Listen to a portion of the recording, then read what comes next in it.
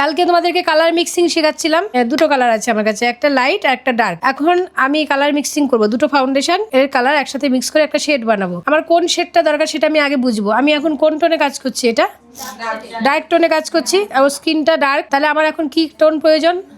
Dark tone প্রয়োজন। তাহলে আমি কোন জিনিসটা বেশি নেব? ডার্কটা নেব আগে। আমি আগেই কিন্তু ফেয়ার টোন হাতে তুলে নেব না, কারণ আমি ফেয়ার টোনে কাজ করছি না। কেটা নেব আগে? ডার্কটা। এই দেখো ডার্ক টোন নিয়ে নিয়েছি অলরেডি, ঠিক আছে?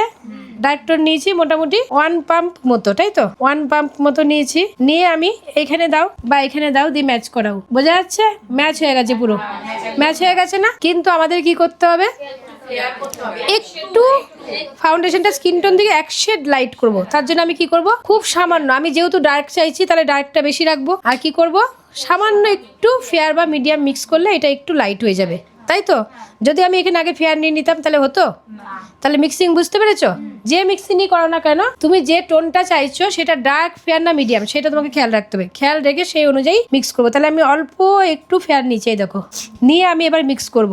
করেছি, করার পর আবার টেস্ট করব। এদিকে ঘোরো, একটু লাইট হয়েছে। হ্যাঁ, আমি আর লাইট করব না। আমি একদম ওকে হাত পা গলা এক টোনে রাখতে চাই। যদি কোনো ব্রাইট বলেও যে আমাকে একটু লাইট করে দাও, দেবে না, ভালো লাগবে না।